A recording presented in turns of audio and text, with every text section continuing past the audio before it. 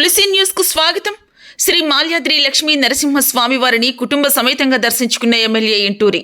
వలేటివారిపాలెం మండలంలో వెలసి ఉన్నటువంటి ప్రముఖ పుణ్యక్షేత్రమైన శ్రీ మాల్యాద్రి లక్ష్మీ నరసింహ స్వామివారిని శనివారం ఉదయం కందుకూరు శాసనసభ్యులు ఇంటూరి నాగేశ్వరరావు కుటుంబ సమేతంగా దర్శించుకుని ప్రత్యేక పూజలు నిర్వహించారు. అనంతరం ఆలయ అధికారులు ఎమ్మెల్యే స్వామివారికి తీర్థ ప్రసాదాలు అందజేశారు. ముందుగా ఆలయానికి విచ్చేసిన ఎమ్మెల్యే ఇంటూరి నాగేశ్వరరావుకి మరియు కుటుంబ సభ్యులకు వేద పండితులు, ఆలయ అధికారులు ఘనంగా స్వాగతం పలికారు. స్వామివారిని దర్శించుకున్న అనంతరం ఎమ్మెల్యే కుటుంబ సభ్యులతో కలిసి స్వామివారి అన్నదాన ప్రసాద భోజనం చేశారు.